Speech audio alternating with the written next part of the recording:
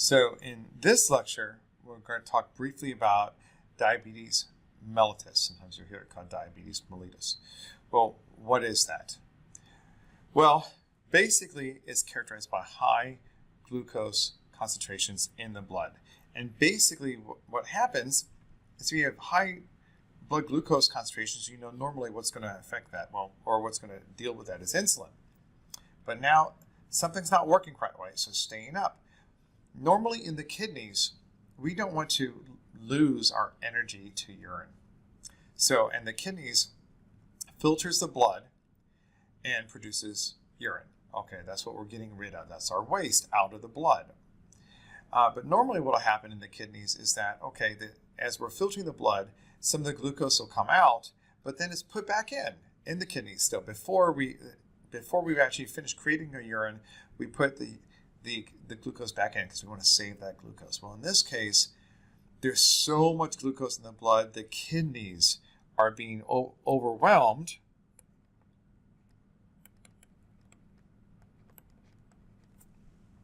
And it's just overwhelming their reabsorption capabilities. They can't reabsorb that much glucose. It's just, once again, overwhelmed. So basically what we're seeing is hyperglycemia. Of course, you know hyper means too much. And we know whenever we see GLYC, that usually means relating to sugar, like glycolysis, right? And emia is blood, so it's high blood sugar. Okay. Now think about what's actually going to happen here, though.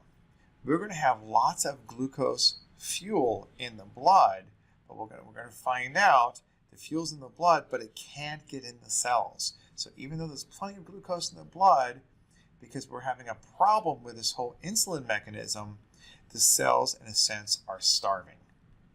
Okay. Because that we have glucose in the urine, and again, normally it's not there because it's reabsorbed, what's also going to happen is that it's going to throw off the osmotic behavior at the kidneys, and we're going to pee a lot. We have urine volume becomes very excessive. And that's actually when we talk about diabetes, the diabetes means flowing through. It's excessive urine production. All right, excessive urine production. In other words, we call that poly, meaning many, urea. Now, we actually have two different forms of quote-unquote diabetes, and I'm sure you might be aware of type 1 and type 2, which we're talking about in just a second. You can even see it on the screen already. But I'm actually not talking about that. We have diabetes mellitus, which is what we're talking about right now, and diabetes insipidus. In both cases, we have polyuria. We're producing a lot of urine. But in this case, in diabetes mellitus, this is going to be a blood glucose problem. And the reason it's called diabetes mellitus means mellitus is honey or sweet. Back in the ancient days in the Greeks, they could tell if someone was having a problem because they're producing too much urine. Well, they would actually taste the urine. And if the urine was sweet, they would call it diabetes mellitus. In other words, it's sweet overflowing urine, right? While the other is diabetes insipidus. And we're going to come back to that, but just have in the back of the mind, when we say the word diabetes, we should actually clarify, well, are we talking diabetes mellitus or diabetes insipidus? All right, so diabetes mellitus, we have type 1 and type 2. Type 1, also known as insulin-dependent diabetes, has to do typically with inadequate insulin production. Now, why would you have that? Well, there's something going wrong with the beta cells. Maybe they aren't even there anymore. Maybe we've had apoptosis, we've had some sort of problem, and we just don't even have as many beta cells anymore. Now, if the problem is purely on insulin production, these type of people are insulin dependent. Because what you can do is you can actually take multiple injections of insulin or through a pump to help regulate your blood sugar levels in a sense artificially using insulin that way. And again, this often develops in childhood. This is something went wrong with the beta cells early on, and now we're going to have to regulate it artificially through injections or via pump, what have you. Now then we have type 2 diabetes mellitus, the non-insulin dependent, which is the much more common form. In this case, it's not that you can't produce enough insulin, it's that, or at least initially that's not the problem, but the problem is that the tissues aren't responding properly to it. So the tissues are not responding, or the tissues do not respond to insulin, and that's known as insulin resistance. I'm going to move up the screen a little bit here.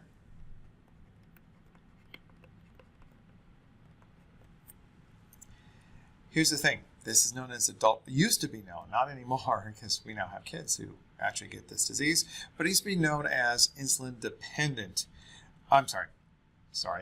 Adult onset diabetes. So nowadays, unfortunately, we have kids who get what is known as adult onset, what used to be known as adult onset diabetes. Why are we having kids who get it now? Well, because it's actually associated with obesity.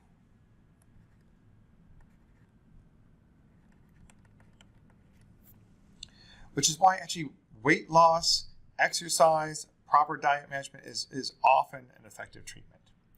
Now here's the deal. I want you to think about this for a second. I've already said it. What's going on when we have diabetes mellitus? We have plenty of glucose in the blood, but it can't actually get into the cells because there's something wrong with that entire process. Okay. What are some of the ramifications of this? Well, what we're going to see, if untreated, we can actually have a lot of problems in here, right? Major problems. In fact, let's look at some of these very quickly right now. So, kidney degeneration. Now, remember, the role of the kidney is, in a sense, to filter the blood and take everything out of the blood that we don't want anymore, and that's what we have as urine, okay? But when we learn about the kidney, we'll find out what the kidney does. It's sort of like if you've ever cleaned out an old closet or a really packed garage. Sometimes it's easier just to kind of pull everything out of the closet, everything out of the garage, decide what you want to throw away, and then put back what you want to keep. That's exactly what the kidney does. The kidney really filters the vast majority of stuff out of your plasma, and then through reabsorption puts back what it wants to keep in the blood. So glucose is taken out, but then it's put back in. Well, now the reabsorption part is completely overwhelmed. So again, we have glucose, sugar in the urine. Well, that's going to totally throw off osmotic activity in the kidneys, and it can cause damage. Specifically, what's known as diabetic nephro. Nephro, we're going to find out, is going to have to deal with the nephron, the functional unit of the kidneys. So whenever you hear nephro, think, okay, like epinephrine. I kind of mentioned this one before. That nephro, always think related to the kidney. So diabetic nephropathy. Of course, pathy, we think disease. Okay, this can actually lead to kidney failure. All right, what else? We also have diabetic retinopathy, meaning we have damage to the retina. Now, why would that be the case? Well, we have this proliferation of capillaries in the retina. Why? Because it's trying to get fuel to the cells. But the problem is, and whenever cells need fuel, okay, and say with imagine normal growth of the body, where the blood vessels are going to go and kind of grow where that fuel is going to be needed. The problem is though, it's just not getting across. Even though it's in the blood, it's not getting into the cells. So you have this proliferation of capillaries in the retina because it's trying to get to that tissue in there, that nervous tissue in there. Well, it doesn't matter how many capillaries you have, the fuel is still not getting into the cell, so it makes more and more capillaries that all of a sudden start bursting and hemorrhaging. It actually can lead to partial or complete blindness. So that's how diabetes can lead to blindness, you got these blood vessels that keep growing and growing, trying to do their job of delivering the fuel, and the fuel is being delivered, but it's just not being taken up. And because it's not being taken up, they grow more and more and more. All right, so next. Okay, let me zoom in again. Early heart attacks. Okay, so kind of same thing here. The heart muscle itself, of course, needs fuel as well, and so do the blood vessels going to it.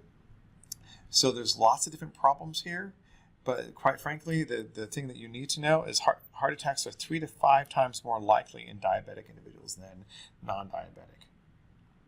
Now we also have, again, we keep thinking, what's going on? The cells cannot get their fuel, cannot get their blood glucose. So you have abnormal blood flow to neural tissues. There's lots of different problems. And it's typically more in the periphery where it's even harder to get the blood flow there.